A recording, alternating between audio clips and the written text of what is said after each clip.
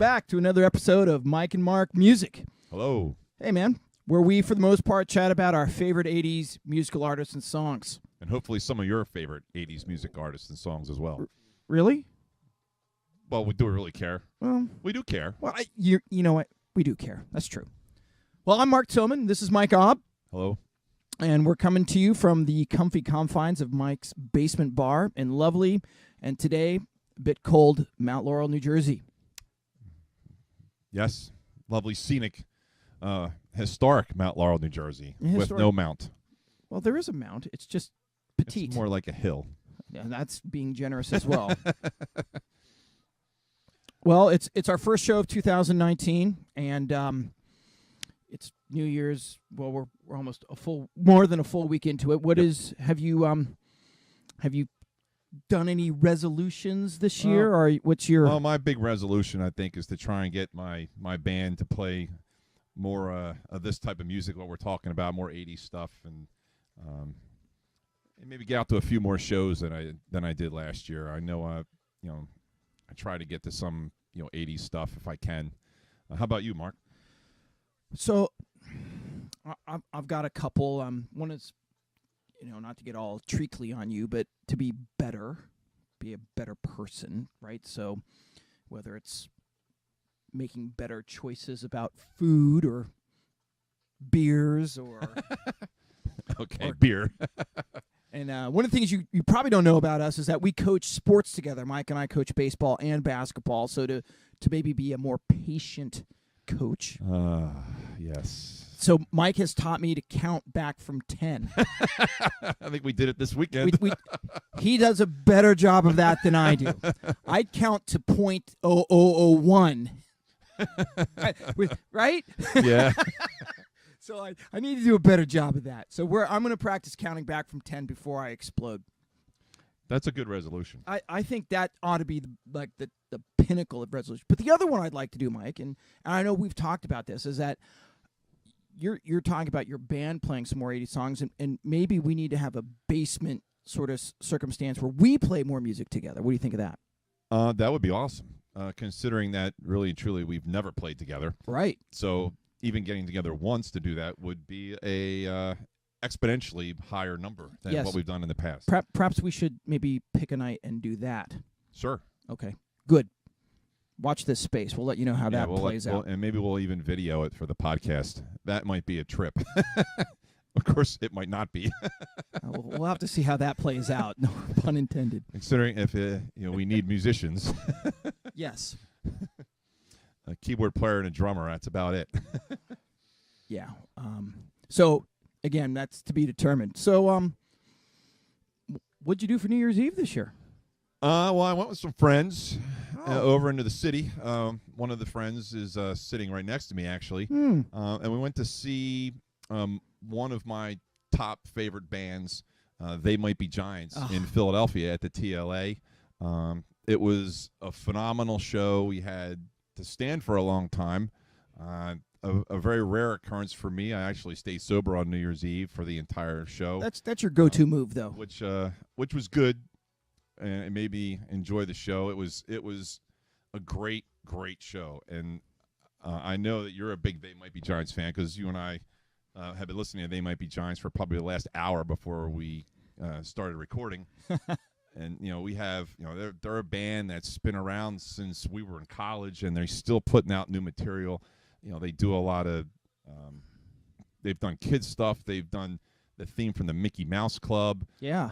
The Backyardigans, if I'm not mistaken.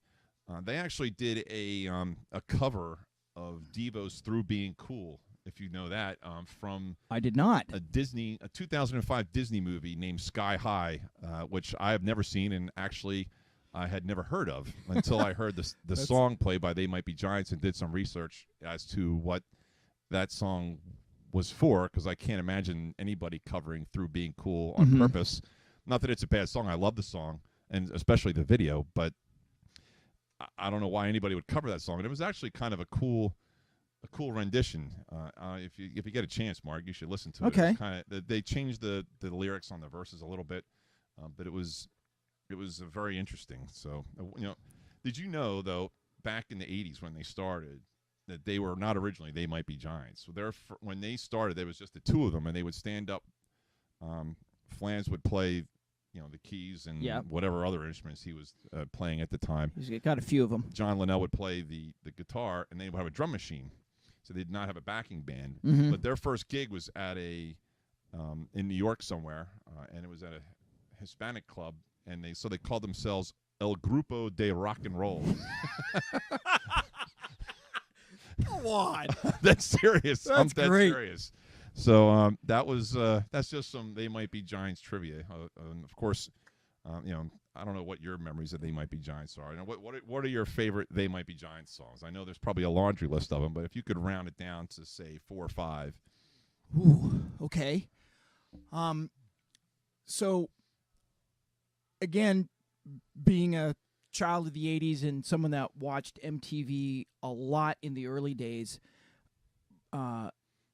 Make a Little Birdhouse in Your Soul, and that video, I was hooked when I saw these two dudes from Massachusetts or Brooklyn. I guess that's when they started really being They Might Be Giants.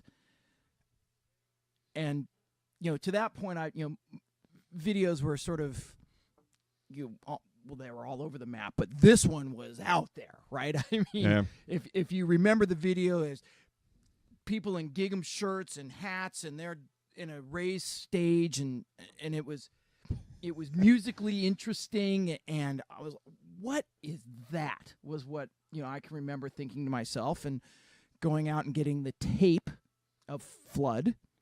A phenomenal album.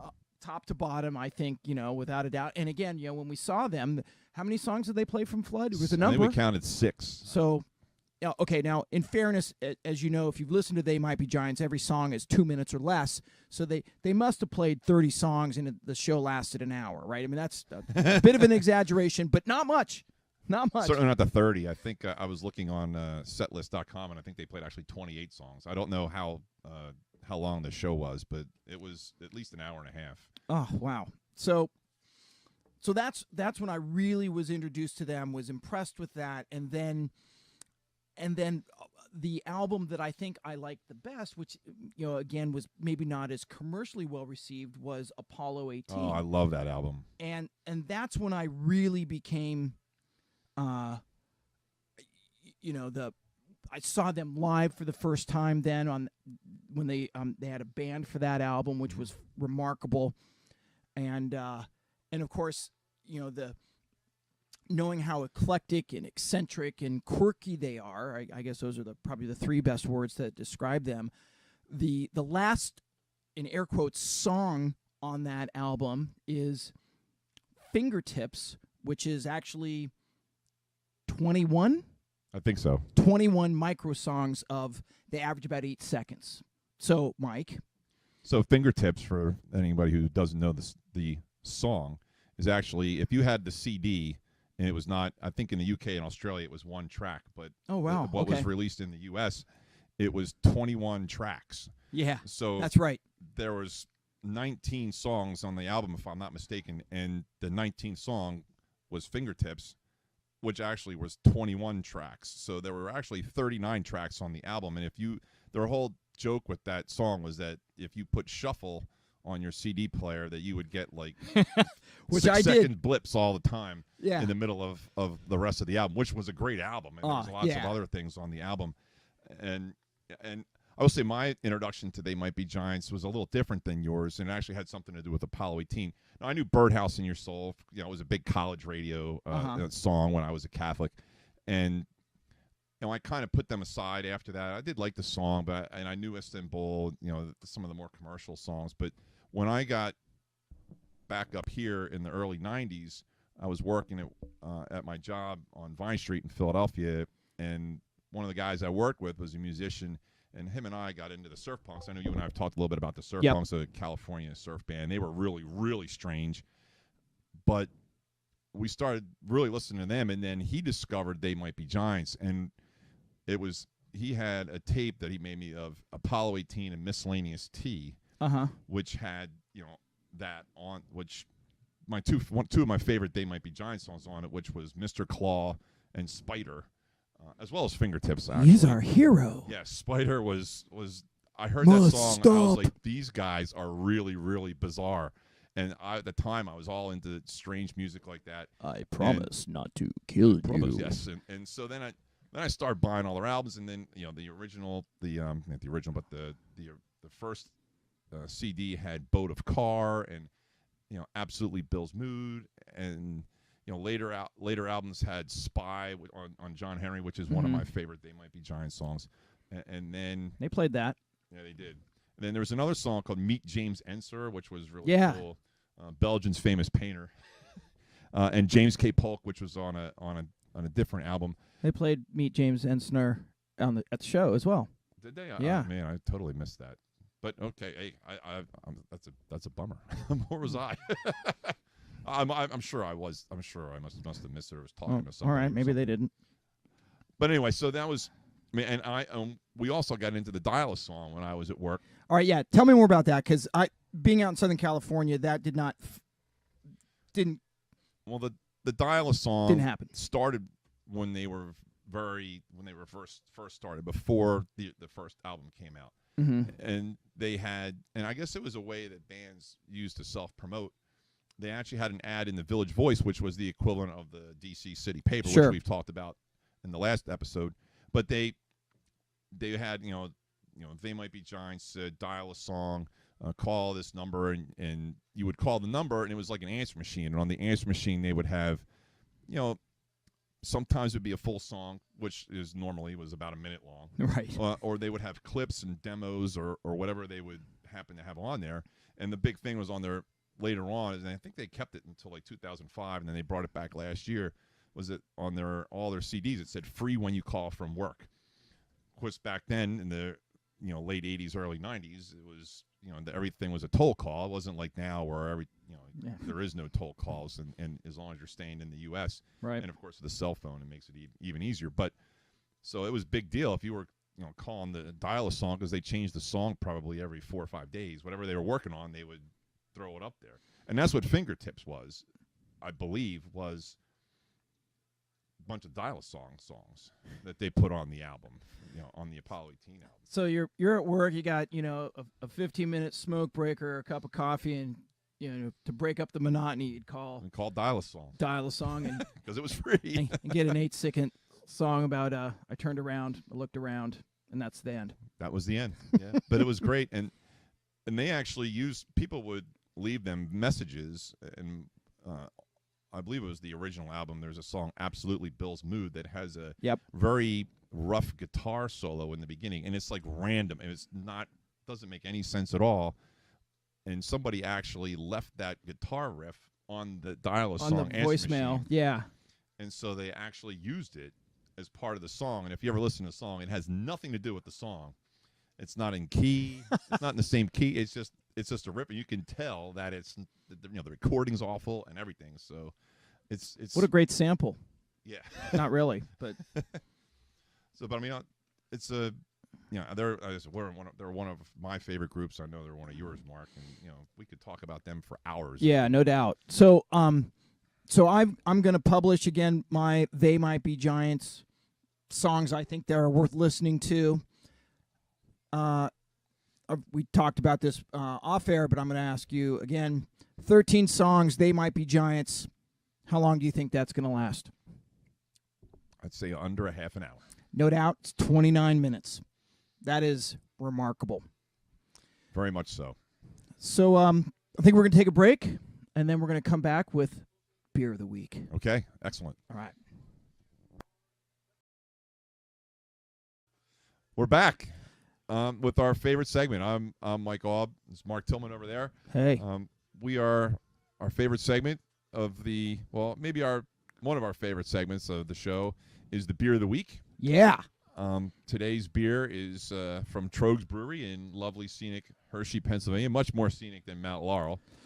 Hershey being the sweetest place on earth. It is a delightful place to visit. Yes, and right behind Hershey Park is Trogs Brewery. It's at the talk a little bit about the brewery, Mark?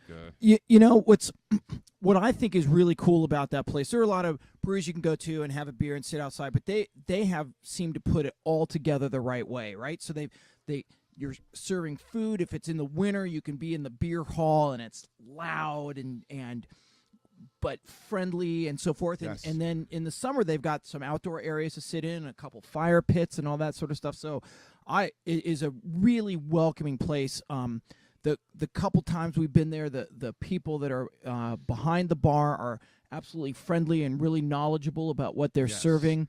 You can poke your way through you either do a guided tour or they have a self-guided tour that you can do as long as you're not pulling levers and stuff like that. that might be an issue, but no, I really enjoy their going there and enjoying what they're offering, and then what they seem to be sending out in certainly down to Mount Laurel, and what I've seen in the other areas is fantastic. Both their stuff that they're producing every year and then their once a year sort of offerings. What is your favorite beer from Trogs? Well, so I really like the Blizzard of Hops Winter IPA. As someone that heralds from the Pacific Northwest, I certainly have an affinity to that type of beer. And I think that is the perfect blend of hoppiness, that pine resin. That if you love that, this is a great one. But not so in the way that Mad Elf is more like a barley wine that's kind of syrupy, and you want to have just a little bit to go. You can Blizzard of Hops is something that you can have more than one of and not feel like you're going to be put down for the count.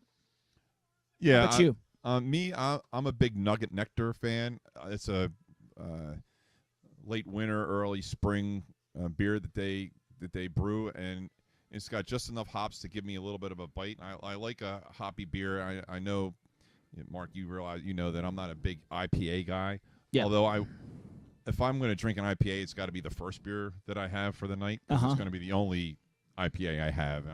After I have my first hoppy beer, I want to start drinking stuff that's smooth. But Nugget Nectar is something that I could drink all night long. And have on occasion. Can I read you without actually how they describe the Nugget Nectar on their website? Nugget Nectar is an explosion of pine, resin, and wait for it, mango.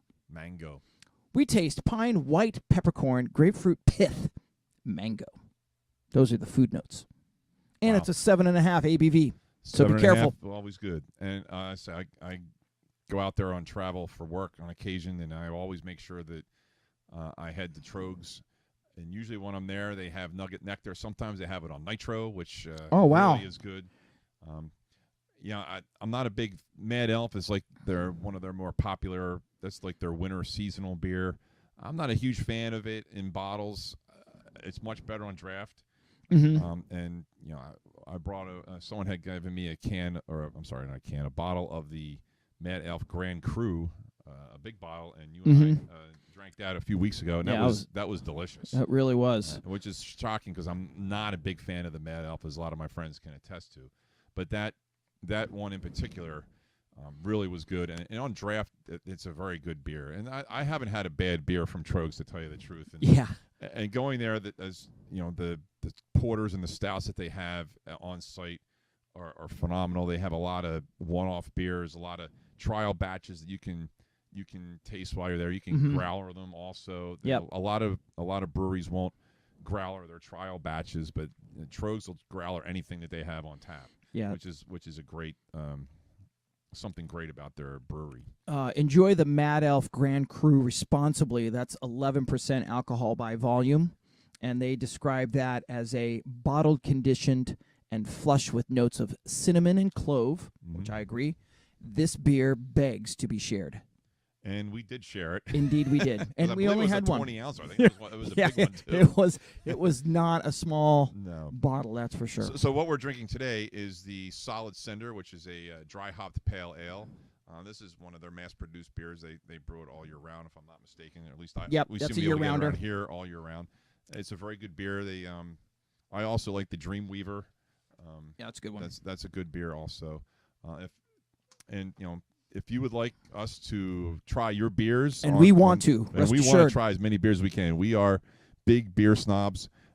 We will drink your beer and review Which it means we drink beer. on the podcast. All you have to do is give us a little bit of a history of your beer and what's in it and things like that, and send us 2 beers, and we'd be happy to sample Times them 10. and yeah, or 20 would be fine too. And we'd Just be to make happy, sure we get the right, description. because sometimes one beer just isn't enough to get a good idea of how good the beer is. You need to make sure that you really dive deep Yeah. into that sample size. So feel free to email us to get a hold of us on how to get the beer to us and information about your beer, and that's beer of the week for this week. Beer of the week, Trogs, get there. Yep. All right, we'll be back after this. And we're back. Mike, Yes. it's that time of the show. I think it's, apart from the beer thing, it's probably my favorite time of the show. and that's our Desert Island Discs. Is it desert or deserted? Because if it's a desert island, are there other people there? And if it's a deserted island, are you going to be cold? What's your preference? I don't want to be cold. Yeah, I hate with being you, man. cold. I hate being cold too. Desert, tropical island. Yeah, so it's Deserted Island Discs. So Vacation island. Vacation Island, yeah. Go-Go, great Go-Go song, Vacation. Great song. We could talk about the Go-Go's all night, too. Yeah, I could. Last week we talked about Jane Whelan. Jane Whelan, Rush She Hour. was one of my Desert Island songs, actually. It's a really good song. And I know at some point in time there'll be a Go-Go song. All Yeah. mine. If not Head more over than heels. one. You're not too far off. I'm not. I won't spoil the fun. Okay, all right. I No won't worries. spoil the All fun. right, no worries. So what are your songs this Okay, so this week, I am I'm gonna go with a band that is actually from a place that we just spoke about in the Beer of the Week segment, Hershey, Pennsylvania, and that is the Ocean Blue. Did you know they were from Hershey? I did not. Now, I do now. when I first heard them, What if they hang out at Trogs? you know what? I sure hope so. I heard their song, and I'm like, oh, that's a Southern California band. And if you heard any of their stuff in the 80s, you're like, that's, they could be British, but there they are from Hershey, Pennsylvania. And, in fact, I saw them a couple years ago in Philadelphia, and it's if they were walking down the street, you would think hey, there go the accountant guys, but instead they're just brilliant musicians. So, And what song did you select from? the So, Ocean Blue? I could have chosen any number of songs because they are still on heavy rotation in my world. So I went with Mercury from the album Cerulean. And that's a song that's probably, guitar driven, but has that feeling that if you're driving on a summer day and your windows are down and you can crank that one nice and loud, and the people that you're driving past won't look at you. Well, they'll look at you funny, but at least they'll appreciate that you chose a good song to jam out to. Yeah, I have to say I'm not too familiar with that, but I mean, having heard the song, we listen to the songs sometimes before we talk about them, and I enjoyed it. It's very relaxing. I feel that I could sit back and be sitting around talking with friends and listening to that song and drinking a cold beverage. Yeah. And driving. It sounds like it's a great driving song. Doesn't it feel? It reminds me of the summer. Yes, it's a summer so song. it is truly a deserted desert tropical island song. Yes. in my estimation. So, they're still. In fact, they are releasing a new album sometime in 2019. So I'm eagerly awaiting that. Which could mean a tour. Well, I would hope so, and hopefully, since they are a Pennsylvania outfit, there would be a local venue we might be able to. Yes, so looking forward to that. So, the Ocean Blue, Mercury off the album Cerulean, and then pivoting from that, the next deserted desert tropical island song is "Reach Out" from the album Voices of Babylon. The Outfield. The Outfield. That is a great band. Gosh, they are a trio, from what I understand, and didn't look to reinvent the wheel, wrote really pleasing acoustic to the ear, I suppose, songs, although they were guitar, bass, and drums driven. I've always wanted to play a song from them in my bands, but there really aren't a whole lot of keyboards. I mean, a couple songs here and there, but it's not like a keyboard-driven band. No, and the other challenging aspect to the outfield is he is a super singer, and his voice is high. He is a tenor like you read about. Yes. So he belts it out in like Geddy Lee style, right? Absolutely. They are cut from the same cloth. And I didn't know this. They're British. Yeah. Somehow I thought they were Canadian. Well, Someone told me if you that look at the name of their band, the Outfield, that's a baseball reference. I know.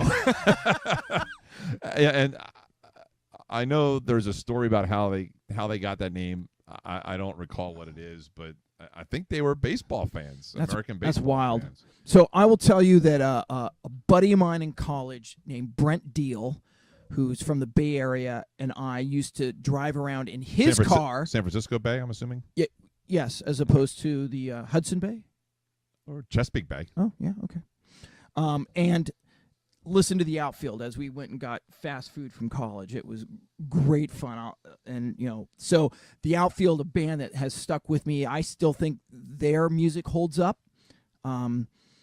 And some of their later albums are also quite good if you like their sound. They, again, not a band that went to reinvent the wheel, but if you like their initial sound, it's a group that continued to make meaningful music in my estimation. And I know they've lost a member recently, but they were on the Regeneration tour this past year. So they played out. I mean, I can't remember is it Tony or something, the singer. I can't remember. But so they are. He is active, and I believe he's got a new album. Oh, good. Also, so that's exciting for me. Hopefully they tour, because I'd love to see them, especially as a full. The Regeneration tour. If you've ever been to it, a lot of the bands only play 3 to 5 songs, and then usually the headliner plays a full set. Right. And I'm sure that the Outfield was not one of those that played a full set just because they haven't toured in so long. I think they probably only played a few songs on the Regeneration tour this year. Yeah, I'm not going to say I'd have an issue with that, because it would be really fun to see them play. But I have an Outfield playlist that is in heavy rotation for me, and there's probably 15 to 20 songs that I just don't grow tired of. So I really enjoy their music. And then the last song is a song that Mike was unfamiliar with. But this is what's interesting about this particular artist is that he has been described as the Pete Best of Duran Duran, and his name is Stephen Duffy. And I had never heard of him until 20 minutes ago. So Stephen Duffy formed Duran Duran in 1978 with John Taylor on guitar and Nick Rhodes as the keyboard player, and then left. 2 slouches. Yeah, ordinary musicians. Ordinary musicians. Hardly. We kid because we love. Yes. And then left a year later to go pursue a solo career.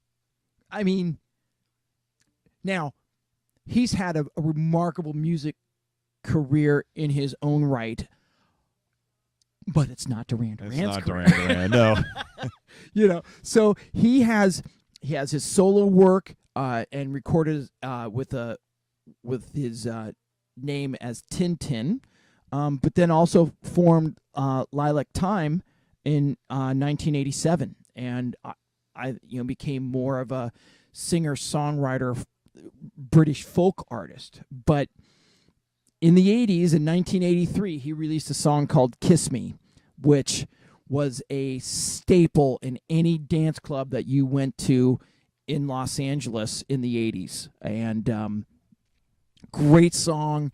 It doesn't get old. It is powered by keyboards and drum machines, and his voice, which is kind of has that British flavor to it. Right. you might hear him as a New Order or Depeche Mode sort of influenced, but I think it's actually the other way around. I think they were influenced by Stephen Duffy. Very possible. I mean, certainly the time frame would suggest that. I mean, because he formed Duran Duran. Well, that was like before 1980, wasn't it? 78. A lot of those other bands that you just talked about were certainly maybe not already in existence, but were forming at that point. Yeah, I'm wondering what that. It would have been fascinating to be part of that. Go in the Wayback Machine and see what that soup looked like with, the various bands that were performing in the UK and learning their chops in the early XTC and Depeche Mode. The list goes on and on, obviously, but I'm wondering that you had to learn to play your instruments. Oh, I'm sure. And you had to learn to be a musician first before you became a performer. I get curious of whether there was competition amongst those bands. I mean, that was a very saturated market at the time with all those British new wave bands. How did they all coexist? I mean, I'm sure a lot of them knew each other. I mean, they all probably gravitated to London because that's where all the people were and the venues. So they must have been competing with each other to an extent, maybe collaborating. I mean, there was a lot of collaboration, as we both know, but there had to have been some professional jealousy or competition. Even if it was fun competition to see who could outdo the other one. Maybe not commercially, but musically. Well, and again, because they were musicians first, for the most part, that's all. I mean, look, who's kidding who? That's what jazz is. Hey, look what I can do. Oh yeah, well look what I can do. And you're as musicians, they're watching each other, going, "Wow, that's an incredible riff," or that, and then to parlay that onto I didn't know you could do that with a keyboard. And what is that effect pedal on that guitar? How does that work? Or the different sort of technology that went into drum machines or acoustic instruments even, and how it all overlaid into that brand of music. I look, for me, I think that's what this show is going to be about. Is there were some really good musicians first that used this as their foil to get their creative outlet, and I certainly think there's the collaborative part of it came first, and the reason I say that is because the market dictated that record companies were coming in and saying, yep, you and you and you and you, let's go. And let's throw it up against the wall and see if it sticks. And if they're throwing all that kind of money at these bands that had, earned their chops as, live performers, and then can throw them into the studio and say, here's a budget that you could even dream about, go for your life. That had to be a remarkable outcome for some of those musicians. Right. So yeah, Tintin, Kiss Me. Never heard of them, but now I have. I will say it's a good song. I'm surprised you didn't go to too many dance clubs in DC. What's wrong with you? Yeah, that wasn't my thing. That wasn't Fair my enough. thing. I would go to the college bar, and that was about it. And I would hear a lot of the songs that we talk about there. So yeah. So, all right, Mikey, your turn. Go. Okay, so I was debating on the T-shirt that I'm wearing. I was debating on using Dr. Teeth and the Electric Mayhem as one of my bands this week. One of my favorite bands. Can you picture that? Yes, definitely on my. It is on my playlist. I have it on my phone right now. Actually, brilliant. However, I did not put that as one of my discs because that actually was a '70s song. From the original Muppet movie. So I figured it didn't hit the genre. I mean, we paint with a broad brush here. You can dovetail into mid '70s and into the mid '90s if you're so inclined. Well, maybe at a future date I'll bring I'll bring Dr. Teeth in. A lot of my friends call me Dr. Teeth, my musician friends. That's a good one. But my first band, I'm going to stick with the British influence, and I'm going to go with ABC with Be Near Me. Be Near Me was from the How to Be a Zillionaire album. Yep. The album itself did not have much success, and a lot of people really don't know that song. It was one of the releases. It was released in, I think, '85. ABC. I've seen them live. They put on a great show. They're one of my favorite bands that I've ever seen live, and not necessarily because they do any flashy stuff. It's just straightforward, great music. Martin Fry's vocals are awesome. I could have picked any number of songs from ABC. I mean, Ocean Blue, which yes, was actually from that album, yep. believe it or not, and How to Be a Millionaire is also from that album. I like a lot of ABC stuff. I might pick another song somewhere down the line, but they're another band that right out of that mold of Duran Duran, maybe a little bit later. Probably more of the mid '80s as opposed to Duran Duran starting in the early '80s.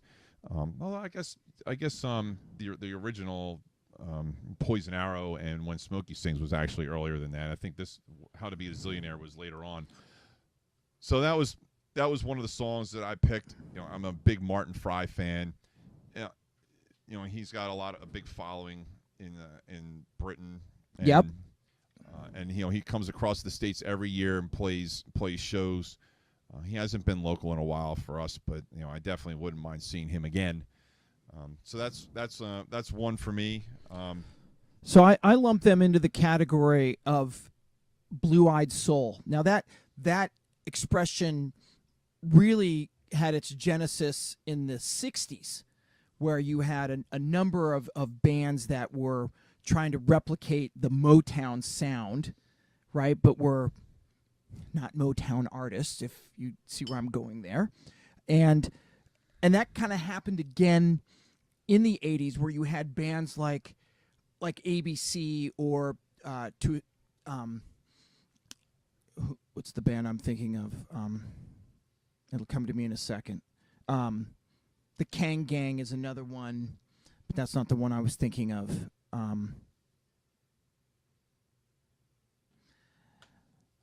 Next time when you go to that, I'll be like, yeah, it's this band. That's fine. But where if you listen to them and then you listen to Kool and the Gang or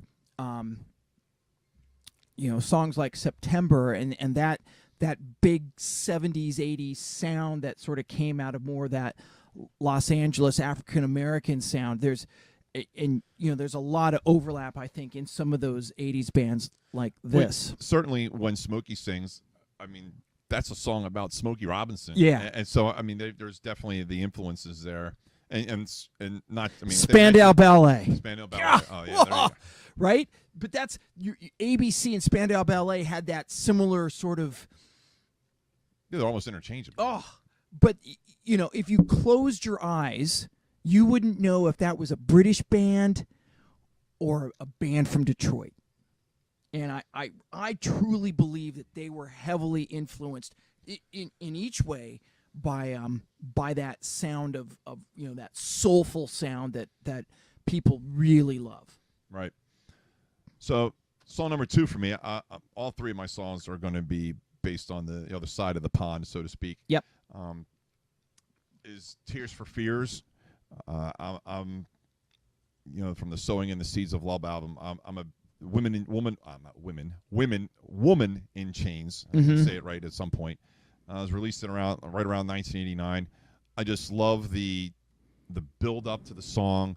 The female vocals. I think it's Aletta Adams sings the female Yes, parts. that's right.